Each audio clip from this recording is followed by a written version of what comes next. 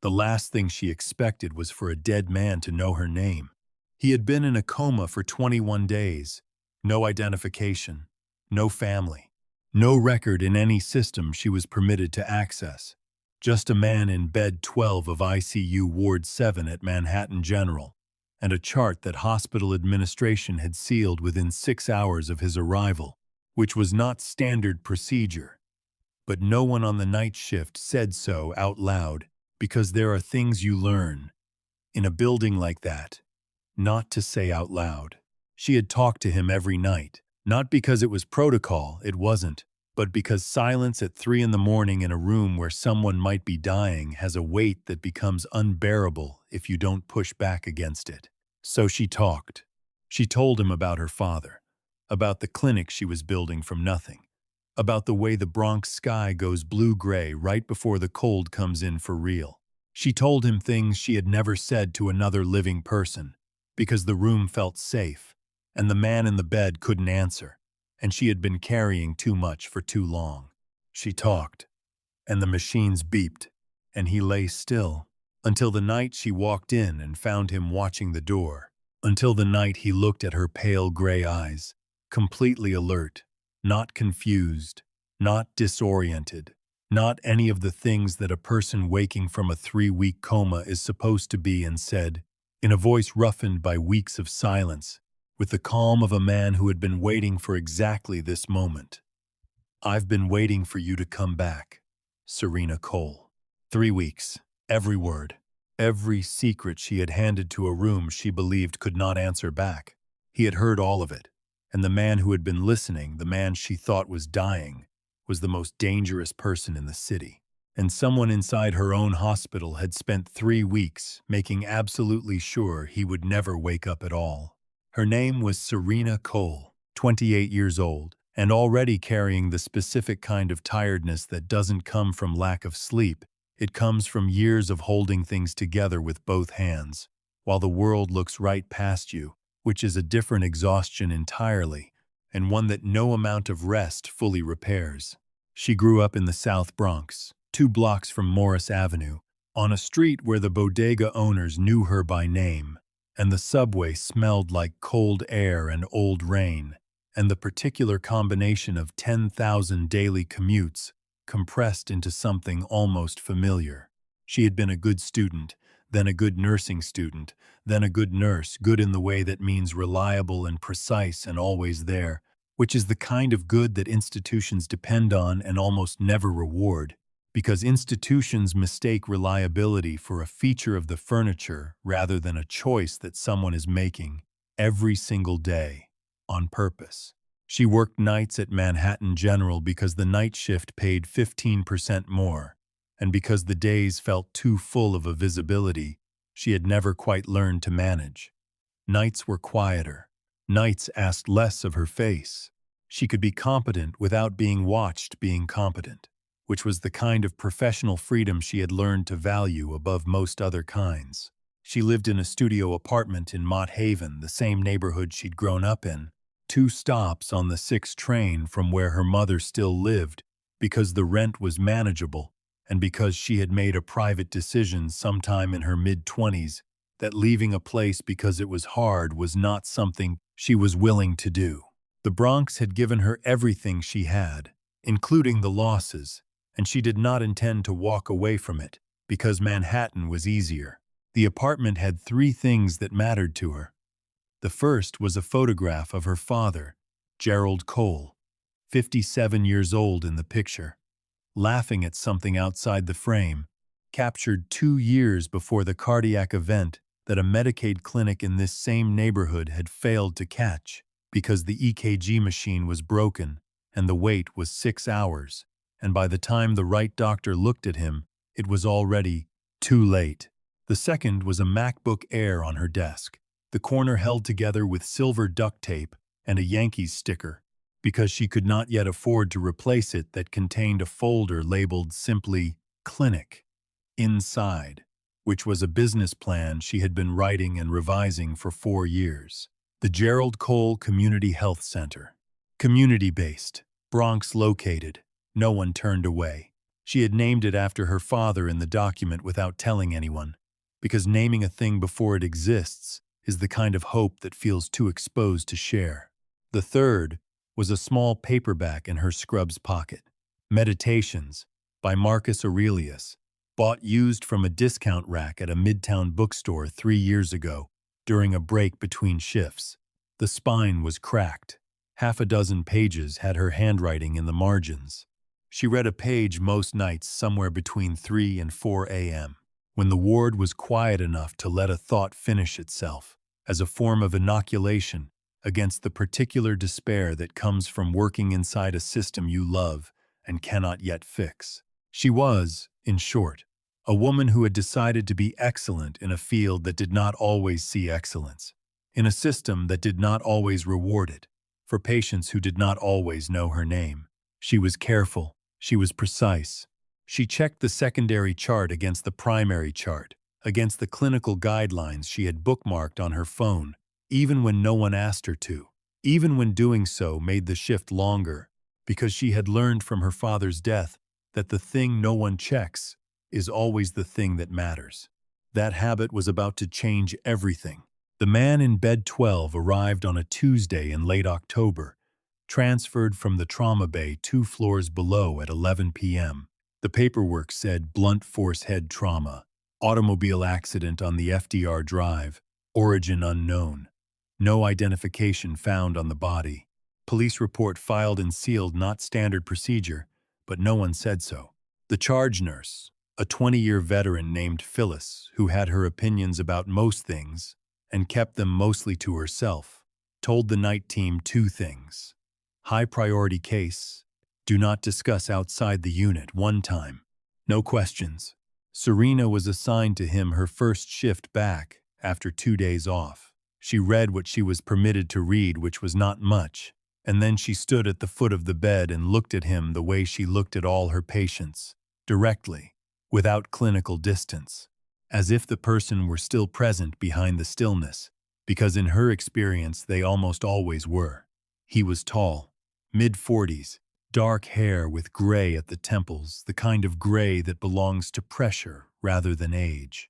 His hands, at his sides, had the stillness of a man accustomed to it, not the collapsed stillness of the sick, but something more deliberate, and on his left wrist, a watch. She looked it up later from curiosity. Cartier Santos, rose gold case, worn leather strap. The kind of watch that should have been bagged with the patient's belongings on arrival. It was still there. She chose not to ask why. She checked his vitals, adjusted his IV line, noted the time. And then, because it was 2:15 inches the morning, and she had 3 hours left in the shift, and the unit was quiet, and the alternative was her own thoughts, she pulled the visitor's chair to the side of his bed and sat down and began to talk. What she didn't know, what she couldn't have known, was that on that first night, when she pulled the chair to the side of his bed and said, in a voice slightly more self-conscious than she intended, "I'm going to call you John for now, and you're welcome to correct me if you want to, but you'll have to wake up to do it." A man who had not been surprised by anything in 15 years felt the specific, unfamiliar shock of something unexpected. She was funny. In that particular way of people who don't know they are the humor slipping out sideways, unannounced, not performed. He couldn't open his eyes. He couldn't move his hand. He couldn't do anything at all except lie in the dark and listen. So he listened.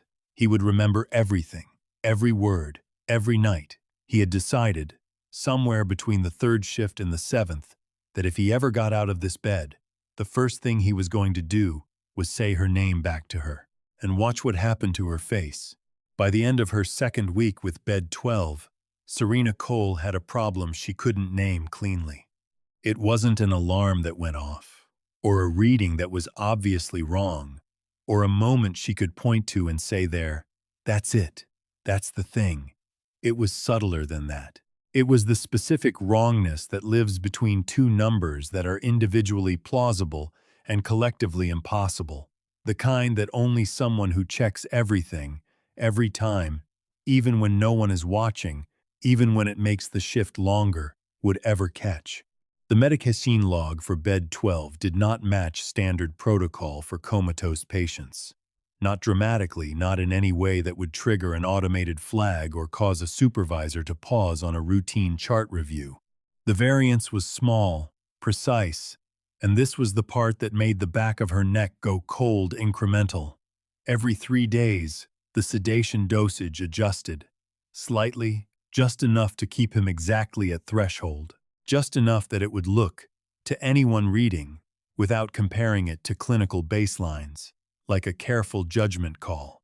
It was not a judgment call. She knew this because she had spent her break in the staff lounge cross-referencing Johns Hopkins inpatient coma management guidelines on her phone, hunched over a coffee that had gone cold while her closest friend on the floor, a nurse named Deja Brooks, watched her with the expression of someone who has accepted that their best friend is constitutionally incapable of letting things go. "Something is wrong with his chart," Serena said.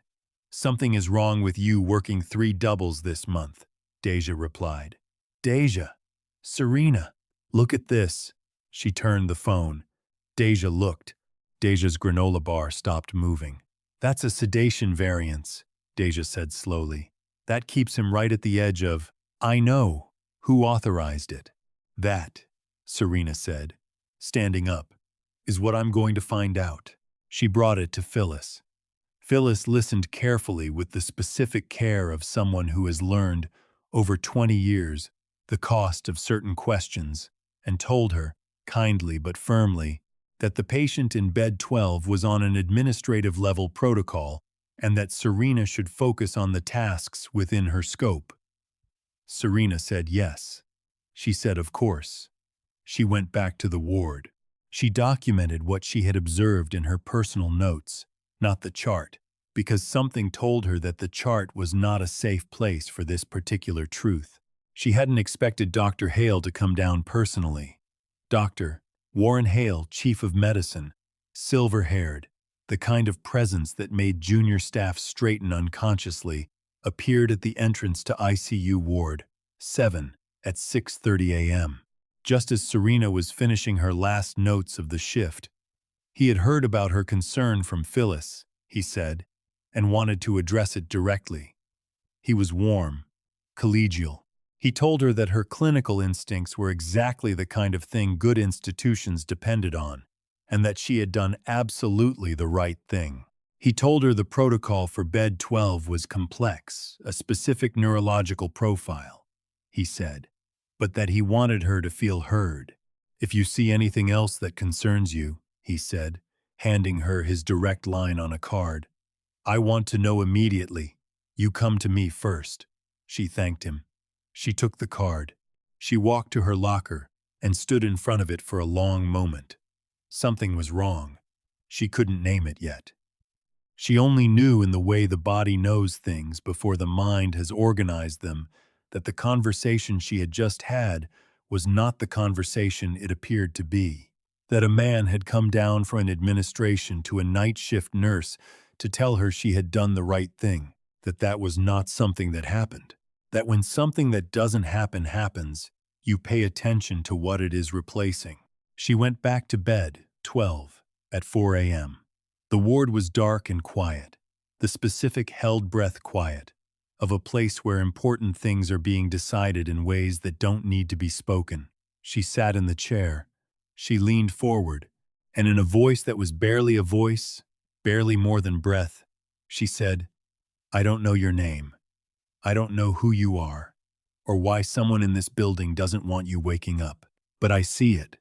I see what they're doing, and I am not going to let them keep doing this to you. I promise you that."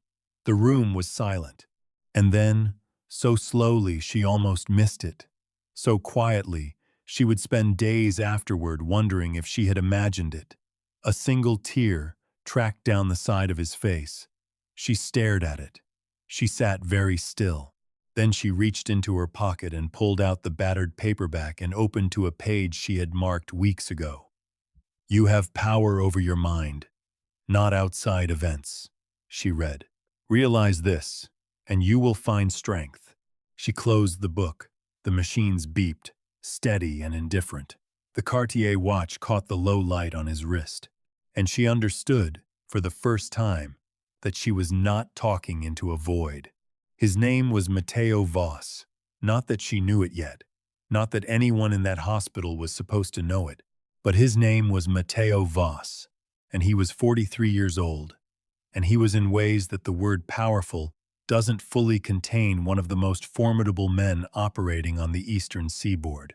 The kind of man whose name moved through certain rooms like a change in air pressure, whose phone calls were returned within the hour by people who returned no one else's, whose organization, which moved through the shadows of industries that others believed they understood, had survived 3 federal investigations, 2 hostile takeovers, and the kind of personal losses that break most men so completely they never recover the center of gravity required to keep going.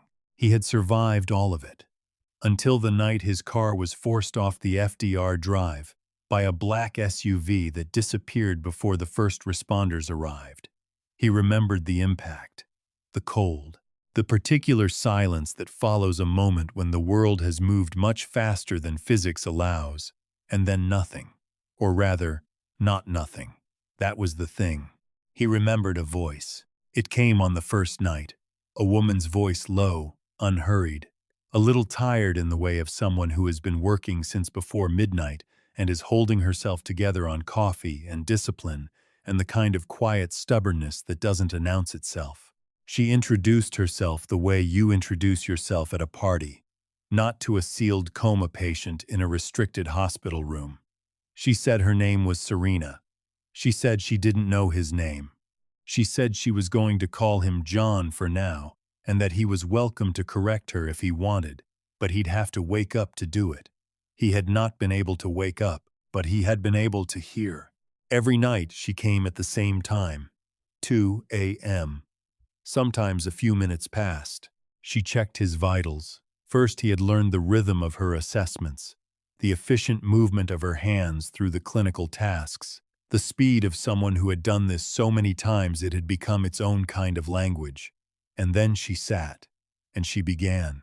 She talked about her father on the second night, a man named Gerald Cole, 57 years old and healthy and full of opinions about baseball and the price of groceries, who had died in a waiting room because a machine was broken and a wait was too long, and by the time the right person looked at him, the window had closed. She talked about it the way people talk about things they have made peace with in theory but still carry in the body the grief organized into something manageable without being erased. He had a sister who had died in a hospital, Lucia, 19 years old, a medication error, a misread order, the specific catastrophe of a system that was running without the margin that would have caught the mistake. He had been 24. He had walked into a waiting room too late and understood, in the way that certain losses make themselves felt, not with noise, but with a permanent subtraction, that the world he had known until that moment was now gone. He understood, lying in that bed, exactly what kind of grief Serena Cole was carrying. He had not expected to find that understanding in the voice of a stranger. He had not expected to find it anywhere. On the 4th night, she read him a line from a book. He recognized it immediately, Marcus Aurelius, Meditations, a text he had read twice, first in a federal holding room at 31 and a second time at 38, voluntarily, when he needed it differently. The fact that she was reading it to him, to a man she believed could not hear, undid something he had spent years carefully building. He had heard her cry once, just once, on night 9. She had thought she was alone. She had sat in the chair at 3:47 a.m. and cried quietly for about 90 seconds, and then stopped, wiped her face with the sleeve of her scrubs, and said, "Sorry, long week." He had wanted, more than he had wanted anything in a very long time, to say, "Don't be sorry. Take the time you need." He could not say it. He had also, somewhere between night 11 and night 14, noticed that the medication was wrong. He couldn't see the chart, but he knew his own body the way men know things they have paid close attention to for decades, and the quality of the dark he was suspended in had been changing not because he was recovering, but because something was keeping him exactly where he was. Someone was keeping him exactly where he was. He couldn't move, couldn't communicate. He could only lie in the dark and trust that the woman who read Marcus Aurelius to a stranger at 4 in the morning would eventually catch something he couldn't tell her directly. On night 15, she said she thought something was wrong with his chart. On night 18, she promised she would stop it. He had not been able to respond, but a tear had done it for him. He hadn't meant for that to happen. He had spent decades removing involuntary responses from his repertoire. Control was the first principle of everything he had built, but nobody had ever made him a promise like that before. Not in the dark, not with nothing to gain, not a woman who didn't even know his name. He thought about that, in the long, still hours, the way he had learned to think about things that mattered, carefully, without rushing toward a conclusion, letting the shape of the thing become clear before he decided what it meant. He had built an empire on the principle that the right information, held by the right person, was worth more than any weapon, and a woman whose name he hadn't known 3 weeks ago had walked into his room every night and handed him the most important information he had gathered in years. That there was still someone in the world who talked to strangers as if they were worth talking to. He had almost forgotten that was possible. He had not allowed himself to remember it until she reminded him. He could feel it now, the fog thinning. The medication variance that had kept him exactly at threshold was losing its hold. His body was beginning to remember that it knew how to wake up, and when it did, when he finally opened his eyes, he already knew exactly what he was going to say. It happened on a Wednesday, the 21st night. Serena walked into bed 12 at 2:07 the way she walked into it every night now. Badge swiped, coffee half finished, stethoscope already in her hand, moving with the economy of someone who knows a room by feel. She began her assessment the way she always did. Vitals first, IV line, the chart, the quiet red of every monitor she had taught herself to understand, like a second alphabet over 6 years of nursing. She was reaching across the bed to adjust the sensor on his left hand when his fingers closed around hers. Slowly, deliberately, with the careful, unhurried precision of a man who had been planning this moment. She froze. Every clinical instinct, every protocol, every year of training went completely quiet. She looked down at their hands. She looked up at his face. His eyes were open, pale gray, completely alert, looking at her with the full attention of a man who had had 3 weeks to decide exactly what he wanted to say when this moment came. He said her name, Serena Cole. Not a question, not a test. A greeting, the greeting of a man who had been introduced over 21 nights to everything she was and had decided that he knew her. She pulled her hand back, 1 step away from the bed. Her pulse was doing something she would describe later to Deja as absolutely unprofessional. He did not reach for her again. He seemed to have anticipated that she would step back, and he gave her the space without being asked, which was itself a kind of answer to a question she hadn't formed yet. "The clinic," he said.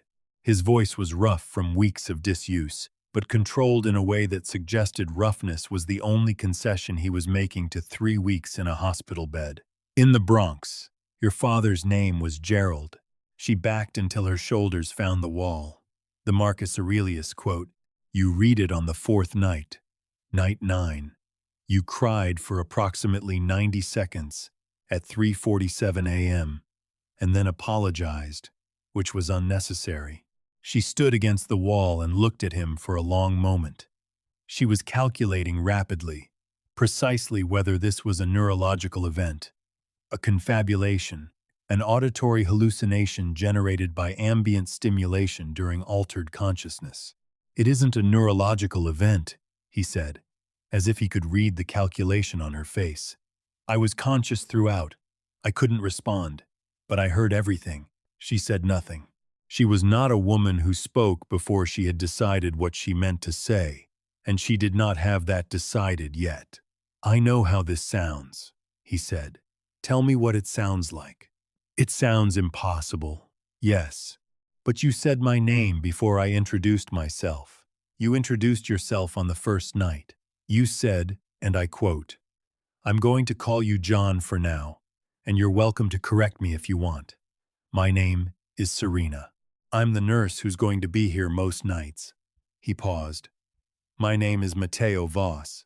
He said it the way you say your name to someone you are choosing to trust, not to impress, not to establish dominance, just to tell the truth, cleanly. "I need you to listen to me very carefully," he said, "because we don't have a lot of time." Time before what? Before the person who has been adjusting my medication realizes I'm awake and decides to make a more permanent adjustment. She crossed the room. She sat back down in the chair. She looked at him the way she had looked at him for 21 nights, directly, without distance, and said, "Tell me everything." He told her about the man authorizing the protocol changes, Dr. Warren Hale, chief of medicine, on the payroll of a man named Victor Crane, who had spent 3 years building a case for removing Matteo from a position that Crane wanted for himself. The accident on the FDR drive had been Crane's. The sealed chart, the authorization trail, the administrative hold on the file, all Crane's. Dr. Hale was the mechanism. And now that Serena had flagged the chart and been summoned to Hale's office, she had been identified as a variable. "Why can't I report it through the hospital?" she asked. "Because the hospital is where it is," he said. "I have people outside this building who can move faster and more completely than any internal report. I need 48 hours. "I don't know you," she said. "No," he said. "You know me better than that. You know what I believe. You know what I've lost. You know what the Marcus Aurelius quote means to you and why. Most people I have known for years couldn't tell me any of that." She held his gaze. 48 hours, she said. 48 hours, he confirmed. He reached down to the watch on his wrist. The Cartier Santos, rose gold, worn leather strap, still there after 3 weeks in a sealed room. He held it for a moment, the gesture of a man organizing a decision. "This watch was my father's. It is worth more than this hospital's monthly maintenance budget. You could have removed it the first night and no one would have known. You didn't. I wouldn't do that." "I know," he said. "That is why I am talking to you." She stood up. She straightened her scrubs. She picked up her stethoscope. She walked to the door. She stopped. "For the record," she said, without turning around, "you're the first person who ever heard about the clinic without telling me it was a nice idea." A pause, long enough to mean something. "It's not a nice idea," he said. "It's a necessary one. There's a difference." She walked out into the ward.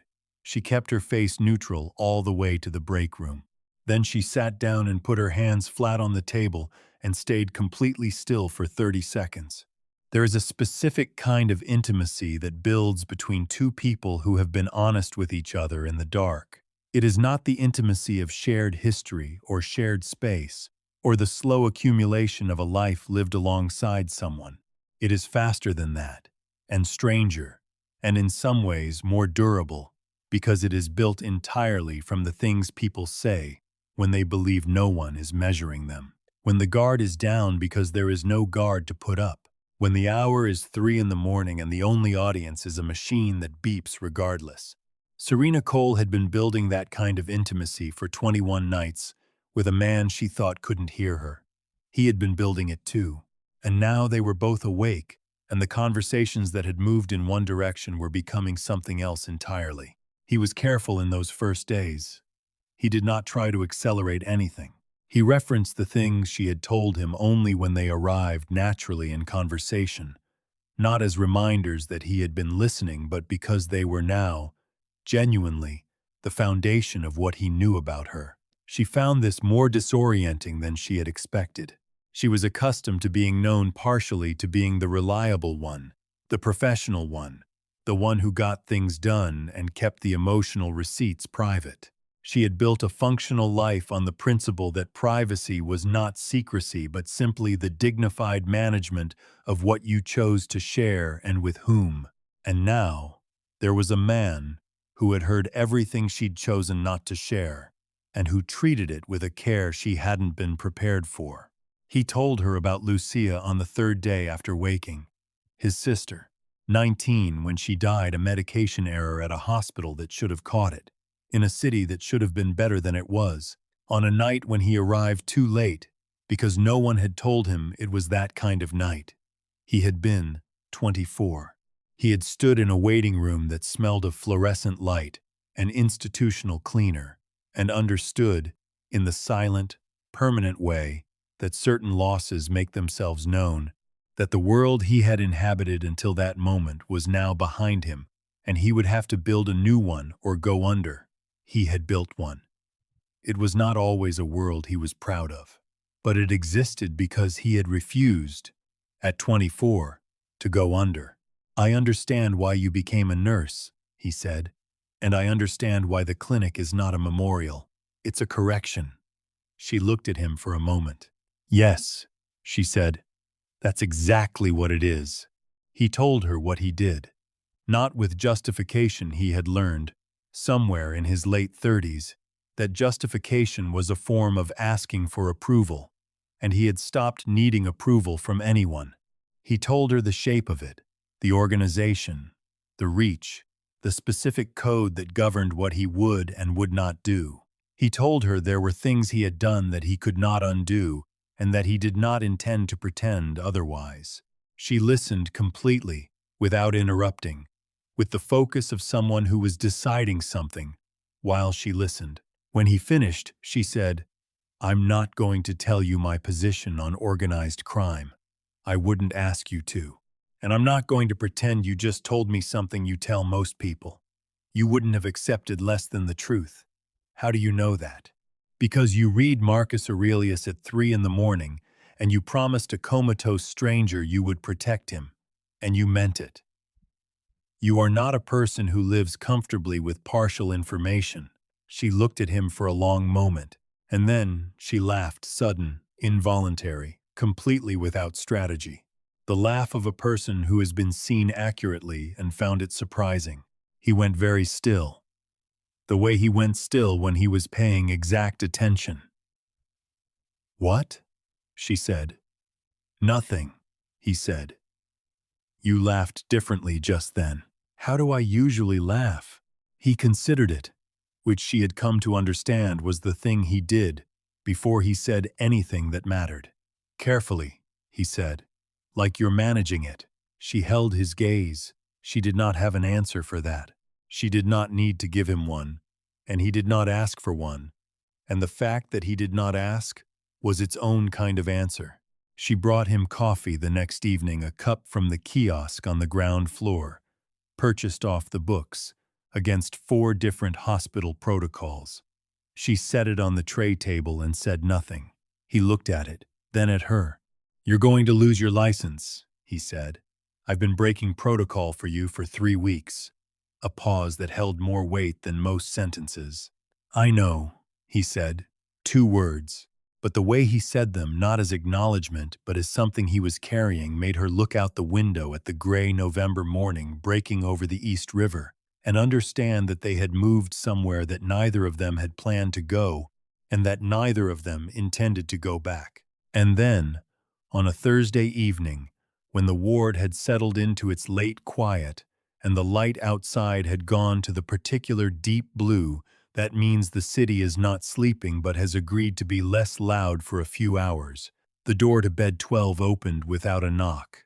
A hospital administrator, Serena, had never spoken to young, efficient, carrying a tablet, stepped in, looked at the patient, looked at Serena, said just a routine update on the protocol file, and proceeded to make 3 adjustments to the secondary chart that Serena memorized as they were made. The administrator left without speaking again. Matteo had gone completely neutral the moment the door opened back to the stillness she had first known.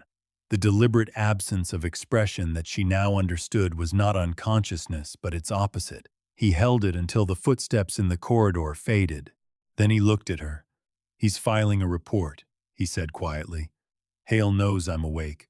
The timeline just moved up." She felt it then, the specific cold of understanding that the warmth of the last 3 days had been sitting on top of something that could explode, and that it was about to. "How much time?" she said.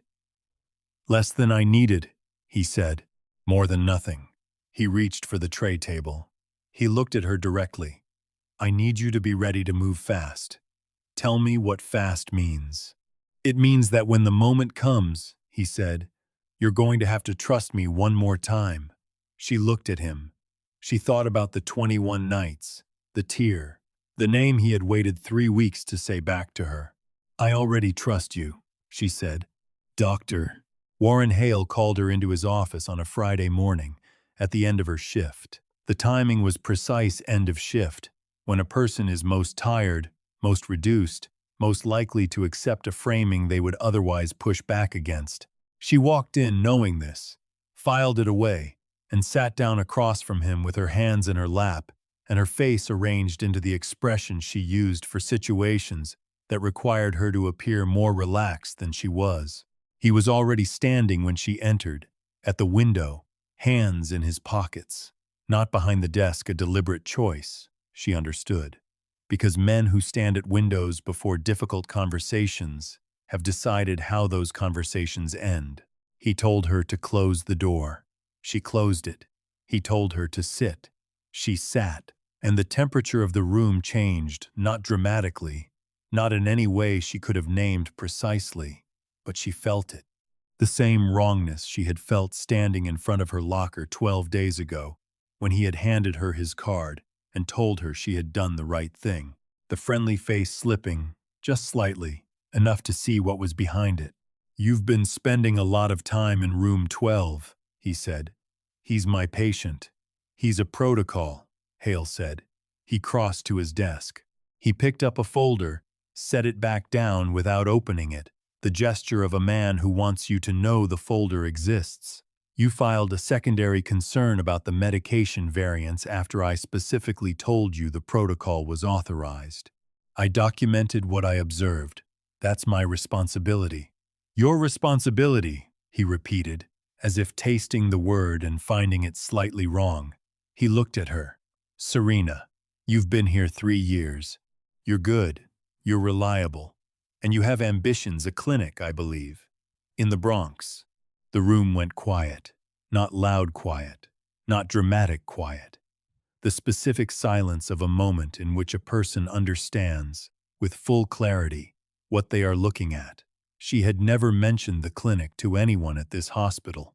Not to Phyllis, not to Deja, not in any conversation, any email, any document connected to her employment at Manhattan General.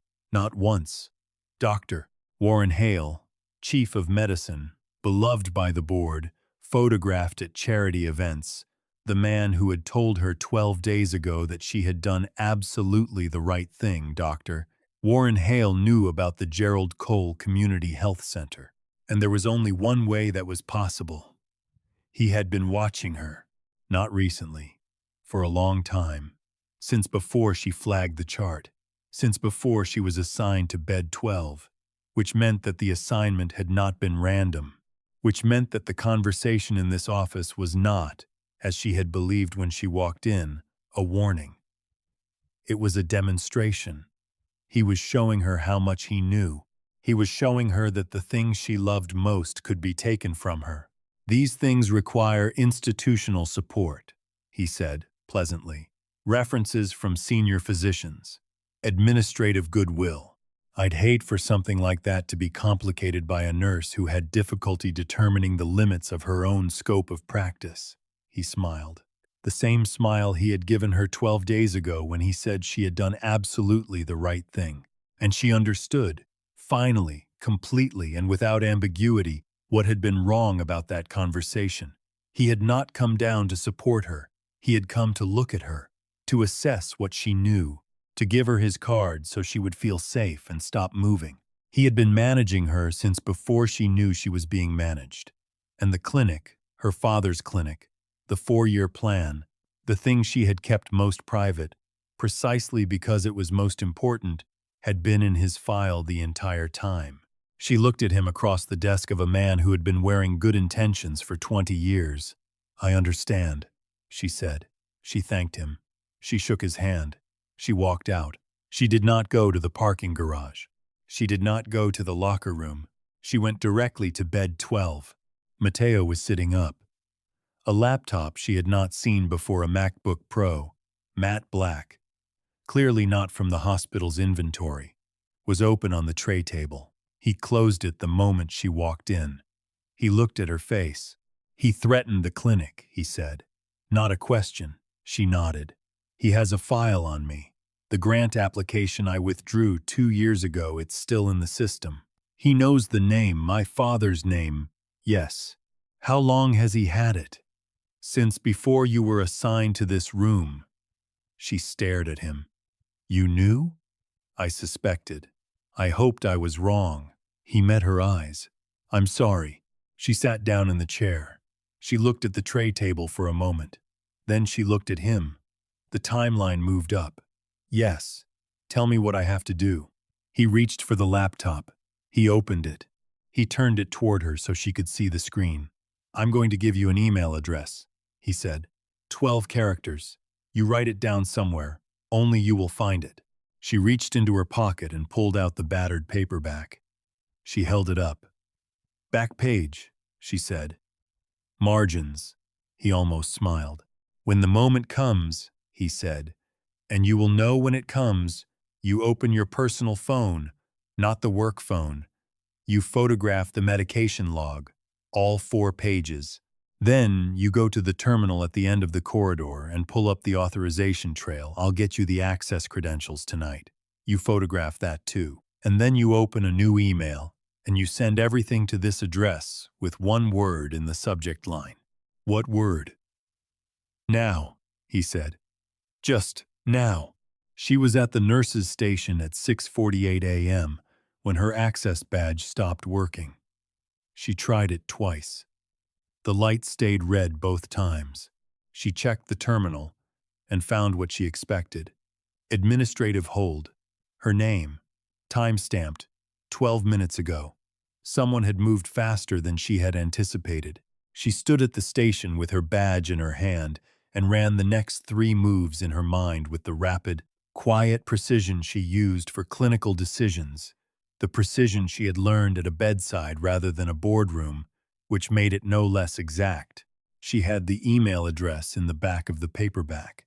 She had the credentials Matteo had arranged for her 2 nights ago. She had her personal phone in her scrubs pocket. What she did not have was time. She heard the elevator at the end of the corridor. A security guard she didn't recognize came through the doors, not the regular floor security, someone else.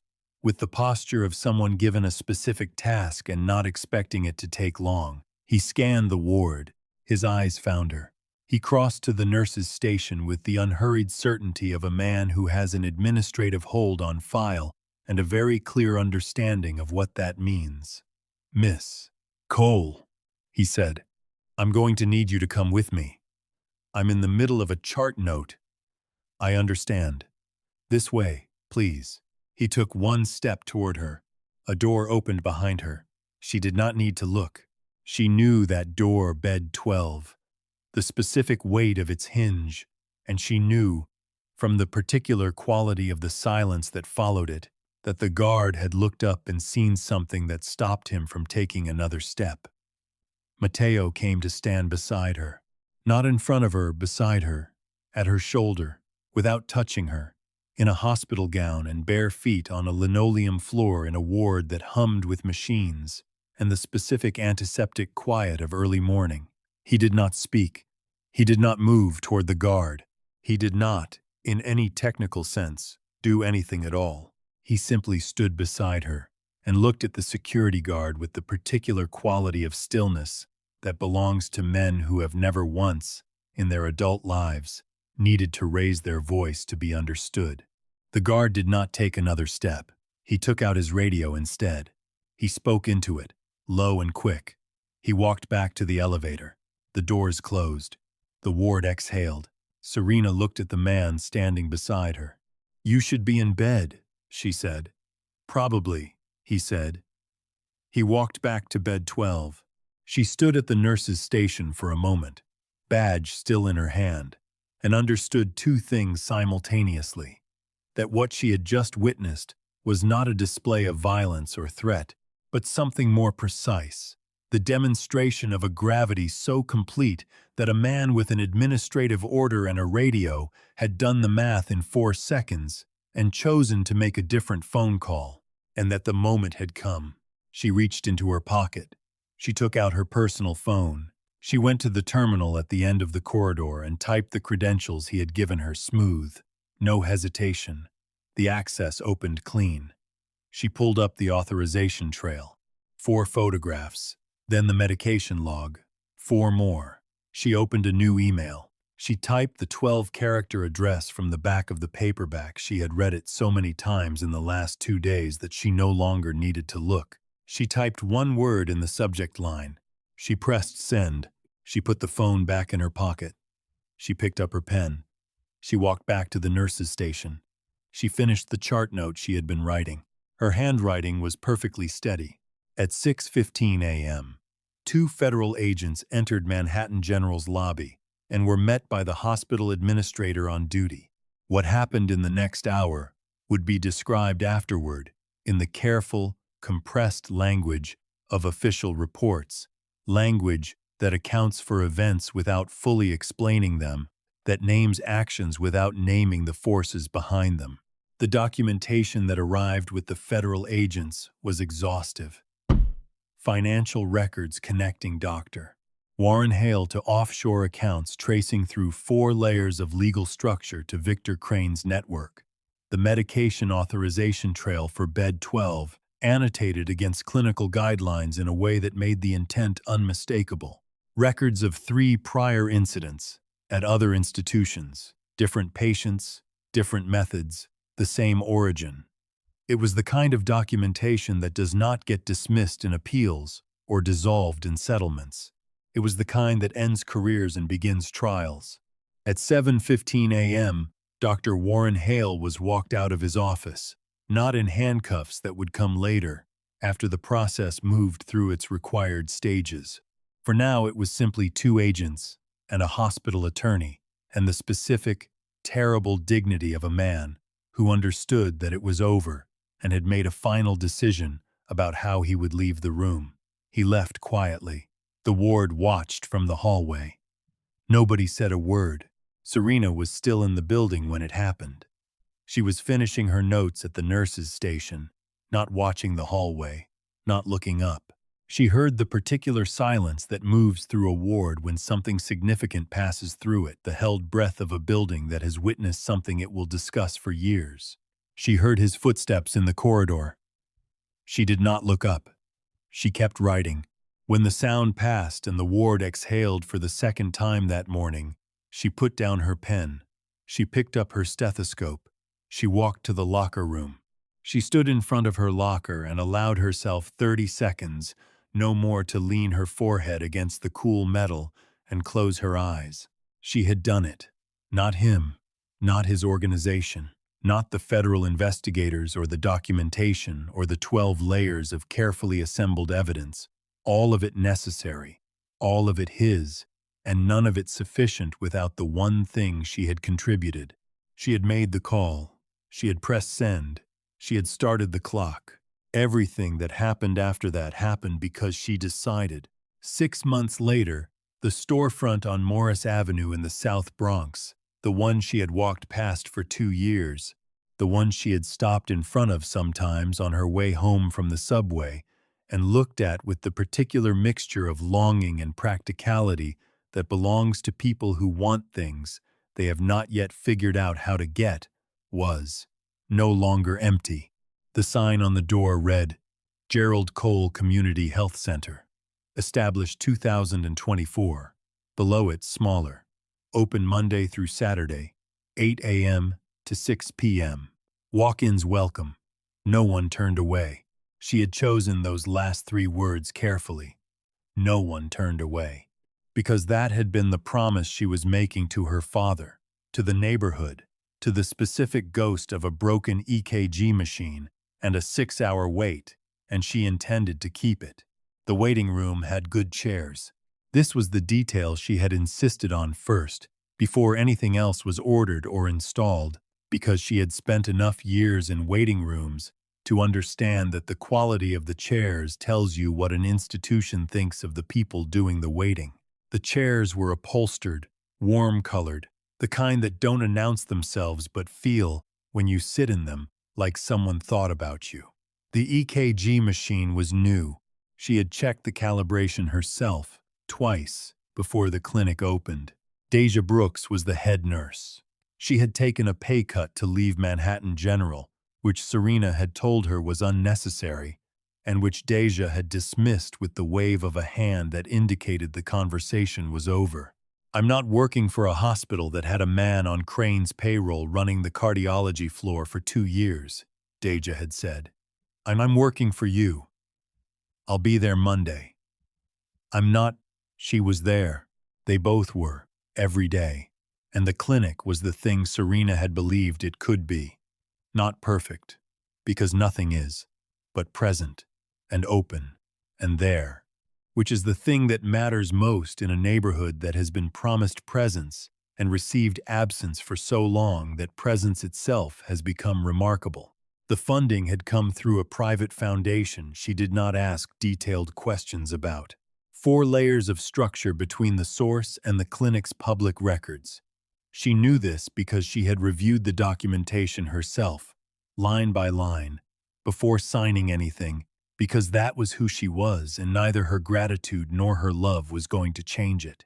The plaque on the door said Gerald Cole Community Health Center. The name had been her requirement, not his suggestion, which was the kind of detail that mattered to her and that he had understood without needing it explained.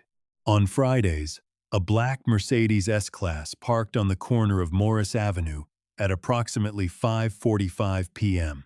He never came inside. She had asked him not to, and she had explained why, and he had understood immediately and without argument because the clinic needed to be a space that the neighborhood trusted on its own terms, without the weight of association, without the particular complications that came with his name in certain contexts. He respected this. He parked on the corner. He waited. She came out when her last patient was through. They sat on the clinic steps with paper cups of coffee. She had bought a drip machine for the break room. Nothing elaborate. The kind that makes coffee that is consistently adequate and always hot, and they talked. Not about business. Not about the world he operated in or the careful landscape of everything that surrounded him. They talked the way they had learned to talk, which was directly and without performance, with the specific ease of 2 people who have been honest with each other in the worst possible circumstances and have nothing left to manage. He told her one Friday in early December that he was a different man than he had been a year ago. She asked him to be more specific, because she was a person who asked for specificity when it mattered. He thought about it for a moment. She had come to love that about him, the way he took questions seriously, instead of answering before he had finished thinking. And then he said, "I used to believe that control was the same thing as safety. I know now that they're different. Control is what you do when you don't trust anyone. Safety is what you build when you finally do." She looked at him. "That's very close to Marcus Aurelius," she said. "I've been reading him," he said. "Someone recommended it." She looked at the November street, the bare trees, the cold coming in for real, the bodega on the corner, with the lights on warm against the dark. She leaned her shoulder against his arm. He didn't move. He let her.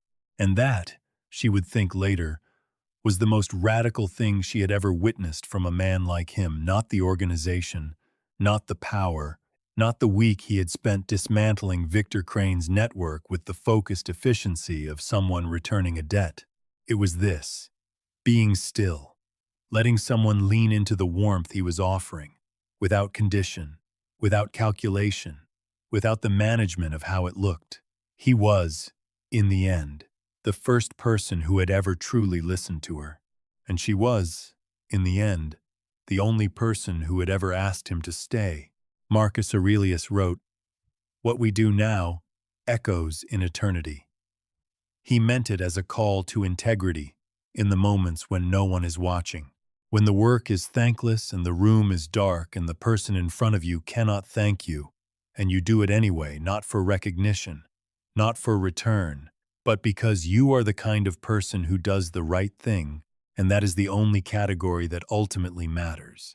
Serena Cole talked to a man in a coma for 3 weeks because she believed he deserved to be spoken to like a human being. She did not know he could hear her. She did not do it for a reason. She did it because she was the kind of person who talks to the ones the world has decided to look past. Then, she noticed something wrong with a chart. She flagged it when she was told not to. She made a promise to a man she thought couldn't hear her and spent 3 weeks finding a way to keep it. She pressed send at 6:53 a.m. on a Thursday with steady hands and her name on an administrative hold and a man in a hospital gown standing in a corridor on her behalf, and she started the clock that ended the thing that needed to end. She did all of this because that was who she was. In the dark, at 4 in the morning, with a battered paperback in her pocket and no audience and no guarantee of anything except that it was the right thing and she was capable of doing it. There is a version of this story where she stays quiet, where she accepts Dr.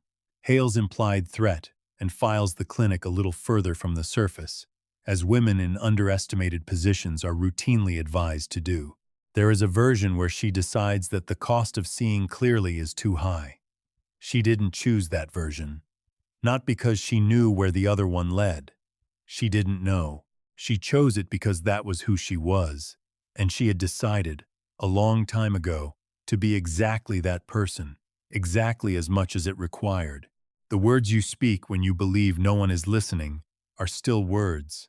They still land somewhere. They carry the full weight of who you are.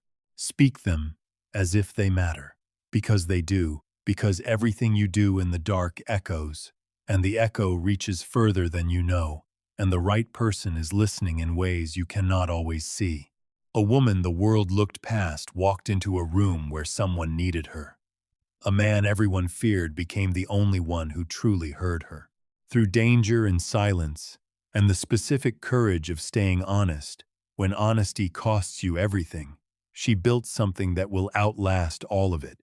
And the lesson worth carrying out of this room, out into whatever morning is waiting for you, is this. Be the person who speaks in the dark. Be the person who keeps the promise. Be the person who presses send. Because the world does not change because powerful people decide it should. It changes because ordinary people tired, invisible, carrying too much, running on discipline, and a cracked paperback in their pocket decide they are not going to let the wrong thing stand.